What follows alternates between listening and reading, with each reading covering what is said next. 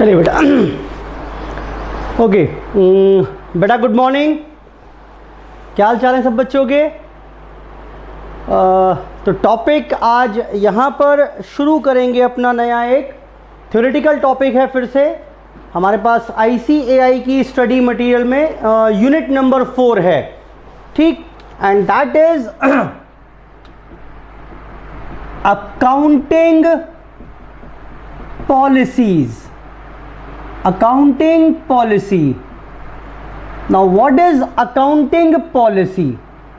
फिर से मैं बता दूं आपको, बार बार बता रहा हूं यही बात कि अगर मैं अपने एग्जाम के दृष्टिकोण से बात करूं, CA फाउंडेशन की बात करें तो अप्रोक्सीमेटली जो थ्योरी का क्वेश्चन आता है वो 4 से 6 नंबर का क्वेश्चन आपको यहां से मिल सकता है, या ट्रू फॉल्स में कुछ पूछ सकता है आपसे इस टॉपिक में से, ठीक। तो उसी टॉपिक, उसी 4 नंबर 6 नंबर को टारगेट करते हुए क्लास हमारी रहेगी आज अकाउंटिंग पॉलिसी। यहां पर ये जो अकाउंटिंग पॉलिसी पढ़ेंगे, ये जो कुछ भी पढ़ेंगे वो सारा का सारा लिखा हुआ है AS1 में, अकाउंटिंग स्टैंडर्ड 1। अकाउंटिंग स्टैंडर्ड 1 के हिसाब से अकाउंटिंग पॉलिसी क्या होती है, किसे अकाउंटिंग पॉलिसी कहेंगे।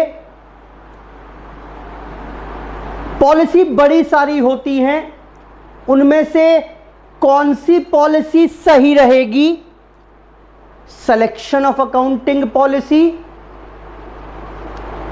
तीसरा हम पढ़ेंगे यहां पर कि भाई तीसरा हम पढ़ेंगे यहां पर, यानी कुल मिलाकर बस 3 बातें मुझे कवर करनी है।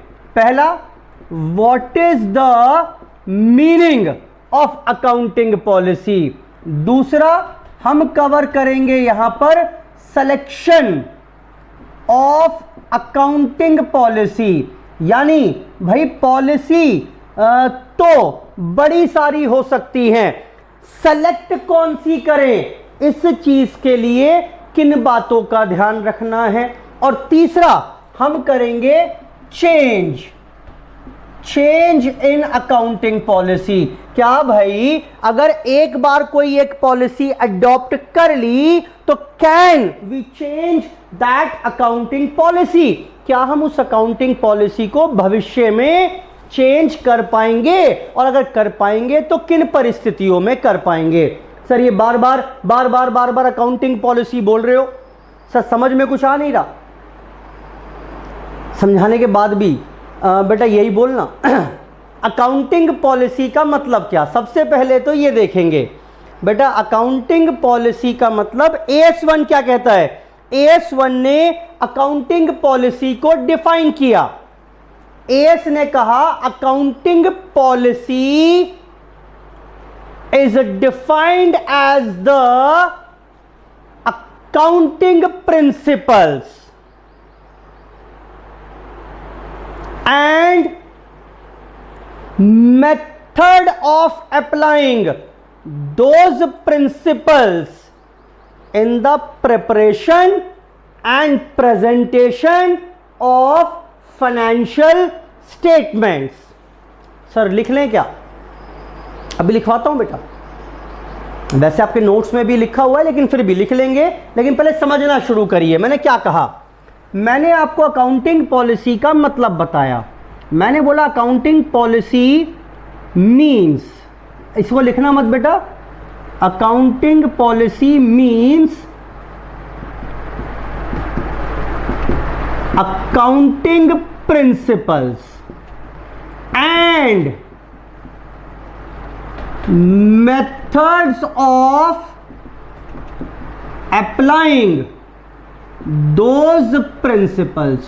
2 बातें हैं अकाउंटिंग पॉलिसी को जब डिफाइन करेंगे तो भाई जितने भी अकाउंटिंग प्रिंसिपल्स होते हैं, प्रिंसिपल्स माने रूल्स, तरीके, अकाउंटिंग करने के सिद्धांत, ये जितने भी सिद्धांत हैं और इनको हम अप्लाई किस तरीके से करेंगे, जब इनको साथ में पढ़िएगा तो ये मेरी हो जाएगी बिजनेस की अकाउंटिंग पॉलिसी। सर नहीं समझ में आया, नहीं समझ में आया सर। लो समझो, समझो बेटा, जब मैंने एक एसेट खरीदी आज मैंने एक एसेट परचेज की, तो मुझे ये बताइए क्या वो एसेट पूरी की पूरी इस साल के पीएनएल में चली जाएगी? आंसर इज नो, क्योंकि उसका बेनिफिट आने वाले ईयर्स में भी मिलने वाला है। तो मैचिंग कॉन्सेप्ट कहता है इसको धीरे धीरे राइट ऑफ करो। और उस अमाउंट रिटर्न ऑफ को हम क्या कहते थे? हाँ, हम उसे कहते थे डेप्रीसिएशन। क्या बोलते थे? हम उसे बोलते थे डेप्रीसिएशन। तो asset, cost of the asset is to be written off over the life of the asset. ये तो हो गया अकाउंटिंग प्रिंसिपल। क्या है भाई? सिद्धांत तो ये कहता है asset is to be written off over the useful life. भाई एसेट को, फिक्स्ड एसेट को राइट ऑफ करिए इसकी यूजफुल लाइफ में। ये तो हो गया अकाउंटिंग प्रिंसिपल। अब ये जो राइट ऑफ करना है, कितना कितना करना है, कैसे कैसे करना है, किस तरीके से करना है, ये क्या हो गए बेटा? राइट ऑफ के मेथड्स।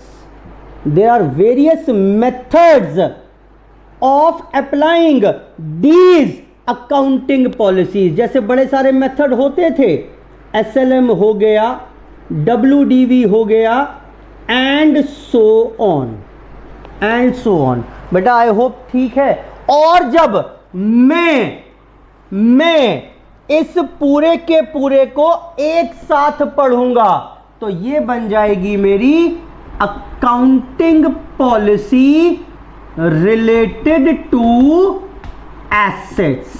कोई मुझसे पूछे हाँ जी भाई साहब आपके पास जो एसेट है उनके लेकर क्या पॉलिसी बना रखी है आपने? What is the accounting policy which your enterprise used to follow relating to fixed assets? तो मैं क्या बोलूंगा? मैं बोलूंगा जी मैं फिक्स्ड एसेट को है ना उनकी लाइफ में राइट ऑफ कर देता हूं एसएलएम के हिसाब से। तो now this is my accounting policy. ये पूरी मेरी क्या हो गई? Accounting policy. और समझिए, जैसे किसी ने पूछा जी इन्वेंट्रीज को लेकर आपकी अकाउंटिंग पॉलिसी क्या है? चैप्टर भी है हमारा, वहां पढ़ेंगे भी डिटेल में इसको AS2 में जाकर। इन्वेंट्रीज को लेकर, जैसे फिक्स्ड एसेट्स को लेकर पॉलिसी थी, इन्वेंट्रीज को लेकर क्या पॉलिसी है? मैंने कहा जी इसको लेकर मेरी पॉलिसी है कि हम वैल्यू करेंगे कॉस्ट पर और एनआरवी पर, विच एवर इज लोअर। ये तो हो गया क्या? ये तो प्रिंसिपल हो गया, रूल है। ये तो AS2 में पढ़ेंगे चैप्टर में जाकर। ये तो रूल है मेरा एक कि भाई इन्वेंट्री को या तो कॉस्ट पर वैल्यू किया करेंगे या एनआरवी पर, जो भी कम होगी, जो भी कम होगी। लेकिन ये कॉस्ट कैसे निकलेगी? कौन से मेथड से आप कॉस्ट निकालेंगे? किस मेथड से आप एनआरवी निकालेंगे? ये जो मेथड होगा, जैसे कॉस्ट की बात करें, cost can be determined bye FIFO method, बेटा सुना होगा ना नाम, या लीफो मेथड, या कोई और मेथड, एंड सो ऑन। तो ये क्या था बेटा, जल्दी बताओ झटपट से? ये तो था अकाउंटिंग प्रिंसिपल। और ये क्या हो गए? Method of accounting principles, methods of applying those principles. तो जब इस सब को पूरा एक साथ पढ़िएगा तो ये क्या बन गई? ये बन गई accounting policy related to inventories. तो कोई मुझसे आज के बाद पूछे सर इन्वेंट्री को लेकर क्या पॉलिसी अडॉप्ट कर रखी है आपने, तो मैं क्या बोलूंगा? मैंने कहा जी इन्वेंट्री को हम वैल्यू करते हैं कॉस्ट पर या एनआरवी पर, which ever is lower and cost will be determined. Cost के लिए हम लगाते हैं फीफो मेथड। तो बेटा ये पूरी की पूरी क्या फ्रेम हो गई मेरी, जल्दी बताओ। अकाउंटिंग पॉलिसी, खत्म, इतनी सी बात है, बस इतनी सी बात थी। क्या हुआ फिर सुनो, accounting policy means accounting principles and method of applying those principles, that's it, which are to be used. कहां यूज करेंगे इन पॉलिसीज को? For the preparation and presentation of financial statements. Financial statements बनाने के लिए इन सब का इस्तेमाल होगा। बेटा ठीक है, चलो फटाफट से और देखेंगे इसके बाद क्या कह रहा है। देखें, एक काम कर लीजिए, बल्कि आप चाहें तो एक एक चीज़ लिखना शुरू कर देते हैं। फटाफट से एक छोटा सा चार्ट बना लीजिए, पूरी की पूरी टॉपिक की समरी ही बनवा दूंगा, याद करने में भी आपको आसानी हो जाएगी, याद करने में भी आपको आसानी हो जाएगी फटाफट से। या तो असाइनमेंट पर आपके पास है तो वहीं पर अपोजिट साइड पर नोट करना शुरू कर दीजिए, नहीं है तो रजिस्टर में नोट कर लीजिए।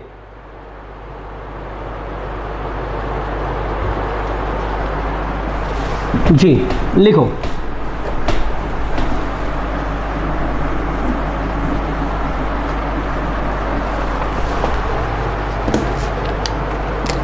Meaning,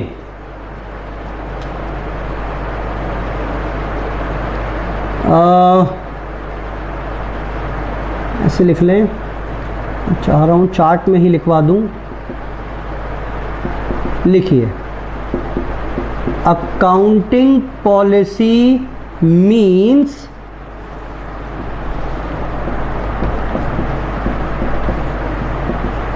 specific accounting principles and, असल में फ़ायदा ये होगा कि याद हो जाएगा एज इट इज़ आराम से। Accounting policy means specific accounting principles and methods of applying those principles and methods of applying those principles, specific accounting principles and method of applying those principles। फटाफट से लिखिए, accounting policy means accounting principles and methods of applying those principles।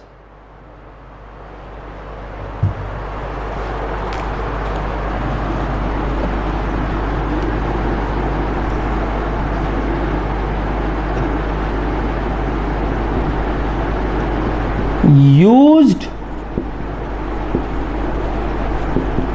by the enterprise in the preparation and presentation, used by the enterprise in the preparation and presentation of financial statements। देखो बेटा, पूरी definition याद हो गई। वो बोल सकता है write a short note on accounting policy. रटोगे कहां तक बेटा, रट नहीं पाओगे। इतना सब कुछ होता है कोर्स करने के लिए, रटने की क्या आवश्यकता है। रटने से जानते हैं, रटने से व्यक्ति अपाहिज हो जाता है। वो रट्टाबाजी अगर याद रह गई एग्जाम में तो ठीक, नहीं याद रहा तो बेकार। बैसाखी के बिना चल ना पाएंगे, वो स्थिति हो जाएगी आपकी। रटते क्यों, आप समझो ना चीज़ों को, एक एक वर्ड का मायने है। लास्ट क्लास मैंने बताया था आपको contingent assets, contingent liabilities, provisions, एक एक वर्ड का फर्क था जहां मैंने आपके साथ डिस्कस किया। कुछ रट्टा मारने की जरूरत ना पड़ेगी, जब चाहे मर्जी रिकॉल कर लीजिए, झट से रिवाइज भी हो जाएगा। ठीक, तो उसी तरीके से देख रहे हैं यहां पर, accounting policy means accounting principles and the method of applying those principles. कहां लगाओगे, used by an enterprise in the preparation and presentation of financial statements. ठीक है सर। अब बात आई सर, पॉलिसी तो बड़ी सारी हो सकती हैं, जैसे मैं बोल रहा हूं इन्वेंट्री को वैल्यू करूंगा कॉस्ट पर एक पॉलिसी, उसने कहा दूसरी फर्म ने मैं वैल्यू करूंगा एनआरवी पर। सर ये एनआरवी क्या होता है? नेट रियलाइजेबल वैल्यू, यानी अगर हम एसेट स्टॉक को बेच दें तो नेट मुझे क्या मिलेगा। डिटेल इसकी किसी और टॉपिक में जाकर भी है। तो खैर हम कॉस्ट पर वैल्यू करें, मार्केट प्राइस पर वैल्यू करें, कॉस्ट और market price which ever is lower, या कॉस्ट और market price which ever is higher. कितनी सारी पॉलिसी हो गई अलग अलग बेटा, बड़ी सारी पॉलिसी हो गई ये तो अलग अलग। अब मुद्दा ये आया कि हम कौन सी पॉलिसी सेलेक्ट करें अपने बिजनेस के लिए। तो there are certain factors which should be considered while selecting an appropriate accounting policy। बेटा आपको समझ में आ गया होगा मैं क्या टॉपिक आपके साथ कवर करने वाला हूं, देखना बेटा। तो selection of accounting policy should be based on, accounting policy select करते वक्त 3 बातों का आप ध्यान रखेंगे। पहला, प्रूडेंस,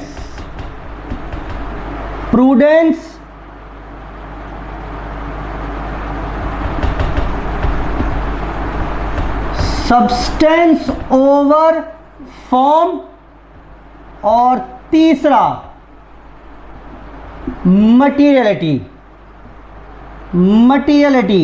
बेटा सुना हुआ लग रहा है, कुछ क्यों नहीं लग रहा? मैंने आपको अकाउंटिंग कॉन्सेप्ट पढ़ाए थे, उसमें था ये मटीरियलिटी कॉन्सेप्ट। मटीरियल का मतलब क्या था?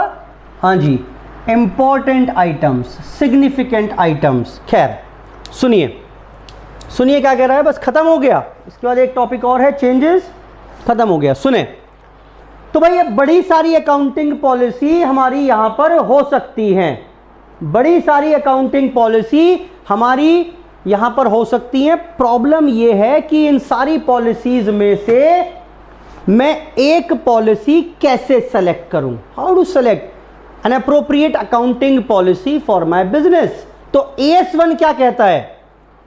बोला आप 3 चीजों का ध्यान रखना। मैंने कहा कौन कौन सी? बोला एक, प्रूडेंस क्या होता है? प्रूडेंस इज होशियारी, समझदारी, इंटेलिजेंस। अब प्रूडेंस, होशियारी से काम करिएगा। होशियारी क्या है? और अकाउंटिंग में होशियारी ये होती है, provide for all future losses but never anticipate your future gains. याद आया कुछ के नहीं आया? हाँ, कॉन्सेप्ट ऑफ कंजर्वेटिज्म। आपको लग रहा है कि भाई भविष्य में कोई प्रॉफिट होने वाले हैं तो उन्हें तो इग्नोर कर दो, और लग रहा है कि मुनाफा होने वाला है, सॉरी, अगर आपको लग रहा है भविष्य में कोई मुनाफा होने वाला है तो उसे इग्नोर कर दो, और लग रहा है घाटा होने वाला है तो it should be provided in the books of accounts immediately. होशियारी से काम करो, होशियारी से। भैया अगर कोई घाटा लग रहा है आज ही बुक कर लो, आज ही जेब से लाकर मिला दो, लेकिन अगर मुनाफा लग रहा है जब होगा तब देखेंगे, आज भंगड़ा करने की जरूरत नहीं है, जब होगा तब देखेंगे उस मुनाफे को। कॉन्सेप्ट ऑफ कंजर्वेटिज्म लो मैंने लिख ही डाला। प्रूडेंस को याद रखने के लिए, that is concept of conservatism. आओ मैं थोड़ा और डिटेलिंग करता हूं उसकी।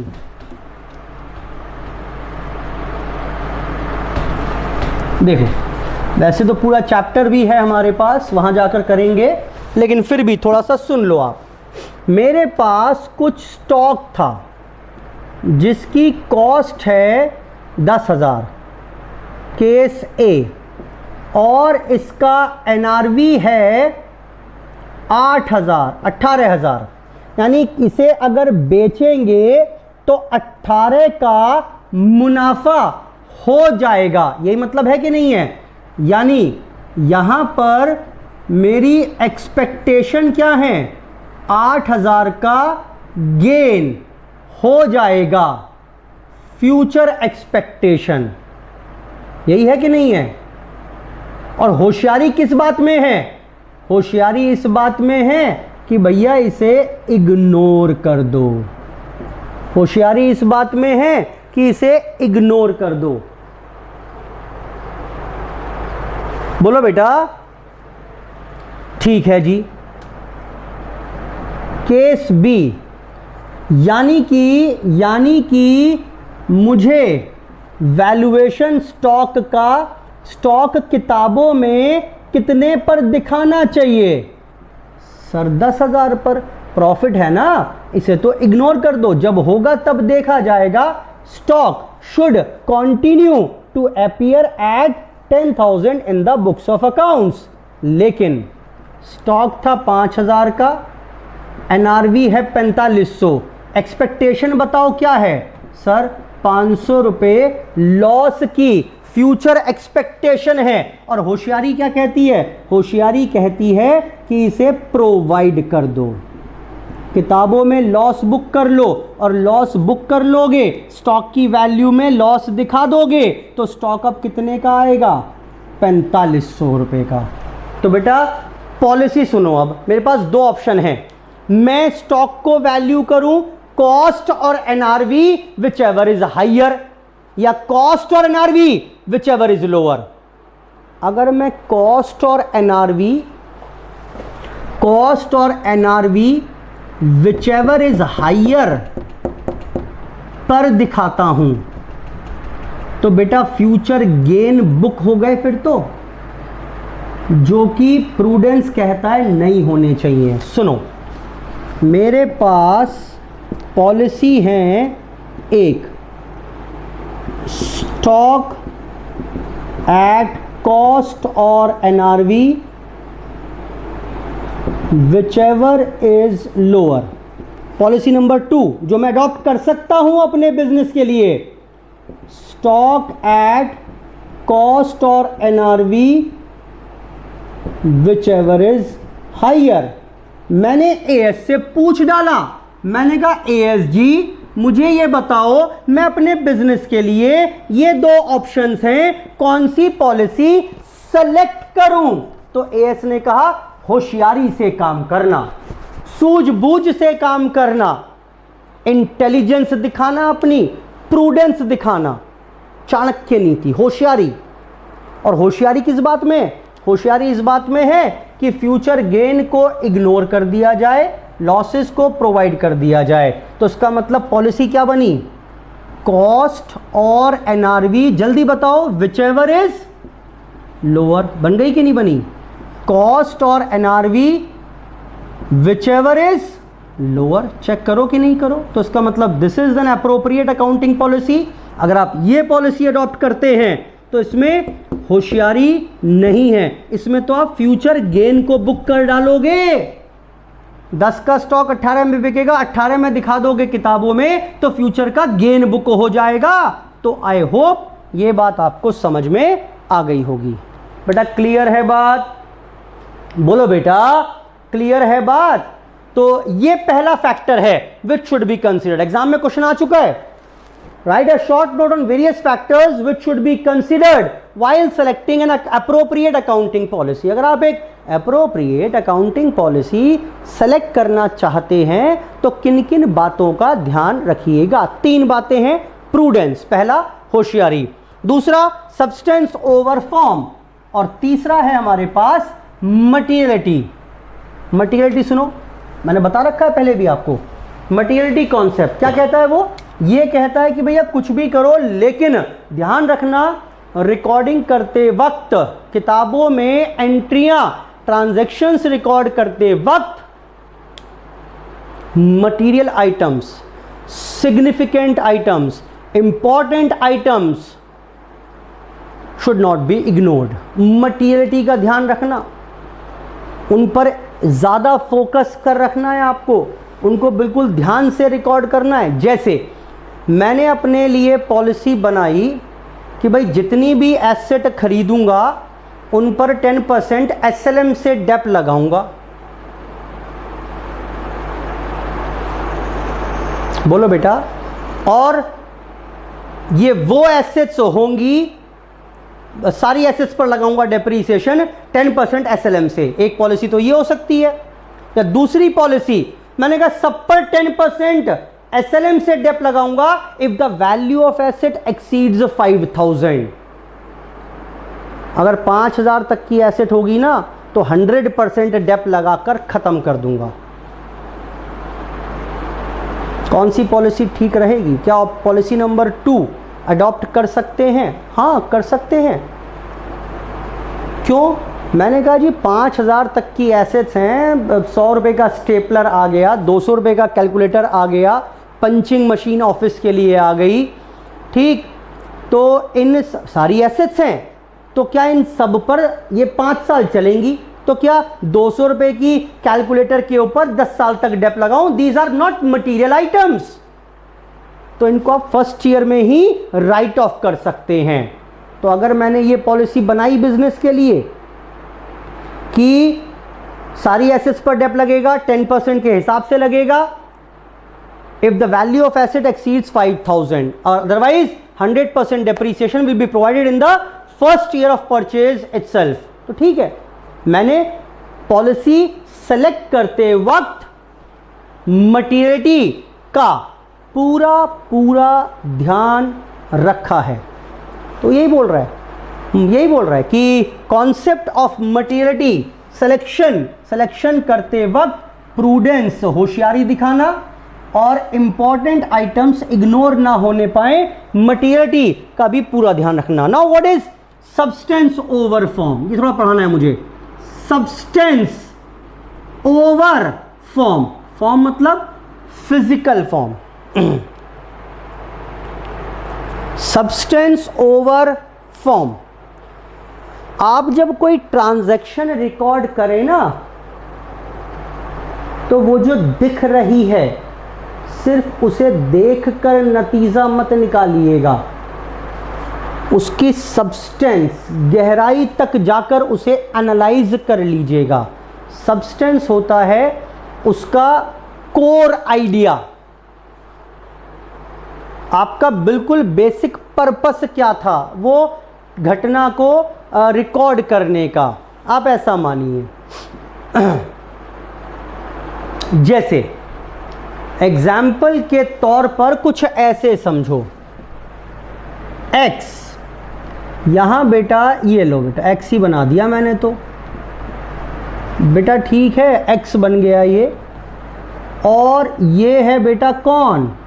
लो बेटा ये है यहां पर y, लो अच्छा y के चश्मा भी लगा हुआ है, ठीक है बेटा, ये हो गया यहां पर y।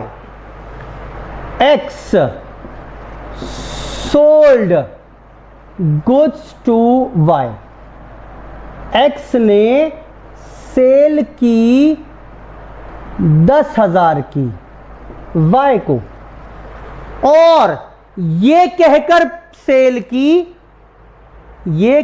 सेल की कि यही माल मैं आपसे वापस रीपरचेज कर लूंगा आफ्टर 2 मंथ्स 12,000 में। बेटा समझो क्या हुआ, x sold goods to y, x और y में एक एग्रीमेंट हुआ, x और y में एक एग्रीमेंट हुआ, x और y में एक एग्रीमेंट हुआ, और बेटा x और y में जो एग्रीमेंट हुआ उस एग्रीमेंट के तहत ये तय हुआ कि भाई 10,000 में माल बेचूंगा, आप मुझे 10,000 दे देना, और 2 महीने बाद ये माल वापस खरीद लूंगा मैं आपसे 12,000 में। तो अगर इसकी फिजिकल फॉर्म देखें हम तो this is clearly a cell purchase transaction. पहले x रिकॉर्ड करेगा y टू सेल, और फिर ये बाद में रिकॉर्ड कर लेगा परचेजेस टू y। या पहले रिकॉर्ड करेगा, कैश की बात कर लें अगर, कैश टू सेल 10,000, फिर परचेज टू कैश 12,000। लेकिन क्या वास्तव में आपको ये सेल परचेज लग रही है? Answer is no. सर कुछ ना कुछ तो लोचा है, अपना ही माल मैं खुद ही खरीद रहा हूं और वो भी महंगे में। ऐसा क्यों सर? देखो एक्चुअली में इस ट्रांजैक्शन के पीछे का जो कोर आइडिया है, सब्सटेंस है, इसका उद्देश्य है, वो समझने का प्रयास करो। हुआ क्या होगा, असल में आज एक्स को पैसे की जरूरत थी, वाई के पास गया, वाई ने बोला नहीं कोई उधार नहीं है, भागो यहां से, मैं उधार नहीं देता। कौन चक्कर में पड़ेगा, फिर आपके पीछे भागते रहे। एक्स ने कहा भाई साहब एक काम करो, माल ले लो मेरा 10,000 का, 2 महीने बाद ये पैसे वापस करूंगा आपके 12,000। 12 क्यों सर, लिए तो 10 थे, 2,000 ब्याज के, 2,000 ब्याज के जोड़कर 12,000 दूंगा और यही माल आपसे रीपरचेज कर लूंगा। Are you getting my point? भाई कह रहा हाँ ये तो ठीक है, अगर नहीं भी देने आओगे पैसे तो कोई बात नहीं, 10,000 का माल तो मेरे पास है, किसी और को बेचकर मैं अपनी रिकवरी कर लूंगा। एक्स का काम भी हो गया, वाई का भी काम हो गया। यानी this is actually not a trading transaction, ये खरीद बेच की ट्रांजैक्शन नहीं थी। तो क्या था बेटा ये? This is a financing transaction. Substance over form. Policy जब सेलेक्ट करो तो जो ट्रांजैक्शंस का कोर आइडिया है उसको प्रायोरिटी देना over the legal form. Over the legal form, legal form तो कह रही है माल बेचा माल खरीदा, लेकिन नहीं, आपको सब्सटेंस पर ध्यान देना है, जो उद्देश्य था उस पर ध्यान देना है। तो बजाय सेल परचेज की एंट्री करने के, एक्स क्या एंट्री करेगा? अब एक्स एंट्री करेगा cash account debit to Y.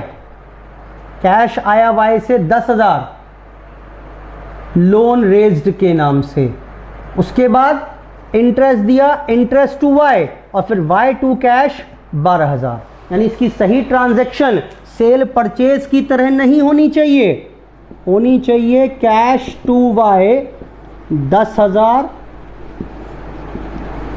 Interest देना है वाई को 2,000 और फिर Y to cash 12,000। Instead of recording sale purchase आप ये ऐसे रिकॉर्ड करेंगे। तो 2 पॉलिसी हैं सर, पहले मैं इसको सेल रिकॉर्ड करूं फिर परचेज रिकॉर्ड कर लूं, या सर इसको फाइनेंसिंग ट्रांजैक्शन मानते हुए रिकॉर्ड करूं। तो AS1 कहता है कि भैया वो पॉलिसी सेलेक्ट करना जिसमें सब्सटेंस को प्रायोरिटी दी जाए over the legal form. Form is legal form. Legally जरूर सेल परचेज हो रही है, लेकिन आप जो उद्देश्य था उसको प्रायोरिटी देंगे over the legal form. So these are the 3 factors which should be considered while selecting an appropriate accounting policy। बेटा ठीक है, तो कुल मिलाकर 2 चीजें करी अभी तक। एक, अकाउंटिंग पॉलिसी का मतलब क्या? Accounting principles and the method of applying those accounting principles in the preparation used by the enterprise in the preparation and presentation of financial statements. There are 3 factors which should be considered while selecting an appropriate accounting policy. एक, prudence, which states never anticipate your future gains but always provide for future losses. दूसरा, materiality, that all the important items should be considered, should be taken care of while preparing the financial statements. And substance over form, substance over legal form, substance should be given priority over the legal form। बेटा ठीक है, बोलो फटाफट से। इन सब के बारे में लिखा हुआ है आपकी बुक में, 2-2, 4-4, 6-6 लाइनें लिखी रखी है मैंने इनके बारे में, वहां से और डिटेल में पढ़ सकते हैं कि एग्जाम में लिखना क्या है। बाकी ये लिखेंगे सारा, और उसके बाद लास्ट टॉपिक बनता है चेंजेस इन अकाउंटिंग पॉलिसी। तो सर क्या हम अकाउंटिंग पॉलिसी चेंज कर सकते हैं? क्या हम अकाउंटिंग पॉलिसी चेंज कर सकते हैं? सुनो, sir policy once adopted can be changed. भाई मैंने आज पॉलिसी अडॉप्ट कर ली कि डेप्रीसिएशन लगाऊंगा एसेट्स के ऊपर एसएलएम मेथड से, तो क्या कल को चेंज हो सकती है? बिल्कुल हो सकती है। AS1 कहता है accounting policy once adopted can be changed if any of the following conditions are satisfied. सुनिए कंडीशंस क्या है। आप पॉलिसी चेंज कर सकते हैं बशर्ते कुछ कंडीशंस हैं वो पूरी हो जाएं। पहला, रिक्वायर्ड बाय स्टैट्यूट लॉ। भाई कोई लॉ कह रहा है, मान लेते हैं मैं डेप लगाता था, एग्जाम्पल बता रहा हूं मैं आपको, मान लेते हैं हम डेप लगा रहे थे एसएलएम मेथड से, कंपनीज एक्ट में अमेंडमेंट आ गया, उसने कहा नहीं नहीं एसएलएम से नहीं डेप लगना चाहिए डब्ल्यूडीवी से। अब मुझे मेथड चेंज करना पड़ेगा, पॉलिसी चेंज करनी पड़ेगी। मैं पहुंच गया AS1 के पास, मैंने कहा ASG मेथड चेंज करना चाहता हूं, कर सकता हूं क्या? AS ने पूछा क्यों करना चाहते हो? मैंने कहा जी वो ऐसा है कि लॉ में चेंज आ गया, एक लॉ की रिक्वायरमेंट है। AS ने बोला ठीक है कर लो, हमें क्या दिक्कत है? फिर अगर कोई लॉ कह रहा है, लॉ हमारे से बड़ा है, लॉ बुजुर्ग है, पूजनीय है हमारे लिए। हाँ तो अगर वो कह रहा है तो उसकी बात सुन लो, हमें कोई एतराज नहीं होगा। और या फिर for compliance with any other accounting standard. भाई कोई अकाउंटिंग स्टैंडर्ड आ गया, उसने कहा कि अपनी पॉलिसी चेंज करो। मान लेते हैं AS आ गया एक AS20, उसने कहा जो पॉलिसी है गलत है, चेंज करो उसे, चलो बेकार है ये पॉलिसी, हटाओ उसे, दूसरी पॉलिसी लेकर आओ। मैं पहुंच गया बेटा AS1 के पास, मैंने कहा ASG, बोला क्या हुआ, कैसे आना हुआ इस बार? मैंने कहा जी पॉलिसी चेंज करना चाहते हैं, कर लें क्या? बोला क्यों करना चाहते हो? मैंने कहा जी एक AS है AS20, उन्होंने कहा है अर्निंग पर शेयर ने कि अपनी पॉलिसी चेंज करो। बेटा AS1 ने एकदम हाथ पकड़ लिए, हाथ जोड़ लिए बेटा, बोला AS20 ने कहा है, वो तो बड़े भाई हैं हमारे, उनकी बात को कैसे हम ठुकरा सकते हैं? कर लो कर लो, लॉ भी हमसे बड़ा, कोई और अकाउंटिंग स्टैंडर्ड, भाई बंधु हैं हम सब, तो AS1 से लेकर जितने भी अकाउंटिंग स्टैंडर्ड हैं सब भाई बंधु हैं। अगर मेरा कोई भाई बंधु कह रहा है पॉलिसी चेंज कर लो, तो मुझे क्या एतराज? कर सकते हो।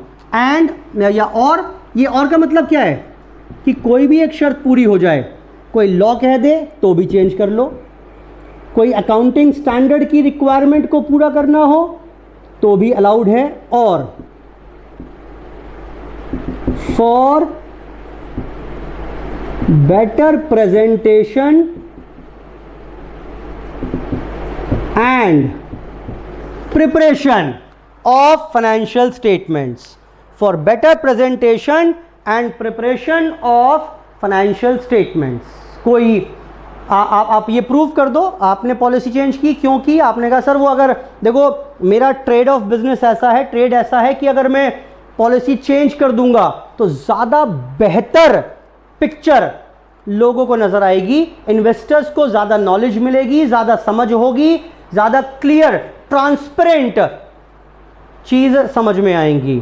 तो अगर ऐसा आप साबित कर पाते हो तो ठीक है, फिर से मैं आपको अलाउ कर दूंगा। तो टॉपिक क्या था? टॉपिक था चेंज इन अकाउंटिंग पॉलिसी। तो AS1 कहता है yes, change in accounting policy is allowed if any of the following 3 conditions are satisfied. 3 शर्तें हैं, 3 में से कोई भी एक पूरा कर दो, हम अलाउ कर देंगे। क्या क्या है? रिक्वायर्ड बाय स्टैट्यूट, कोई लॉ कहता है चेंज कर लो, compliance with accounting standard, for better presentation and preparation of financial statements. ठीक है बेटा, तो इसके साथ ही हमारे पास ये टॉपिक यूनिट 4 है हमारा ICAI के स्टडी मटेरियल में। वैसे ये ख़त्म हो गया। एग्ज़ाम में क्वेश्चन आ सकता है, शॉर्ट नोट अकाउंटिंग पॉलिसी के ऊपर भी, सिलेक्शन के लिए जो फैक्टर्स हैं वो भी, या चेंज कर सकते हैं उसके ऊपर भी। 4 से 6 नंबर तक का क्वेश्चन एग्ज़ाम में मैक्सिमम वो आपसे पूछ सकता है। ठीक है बेटा, चलिए बाय बाय, थैंक यू।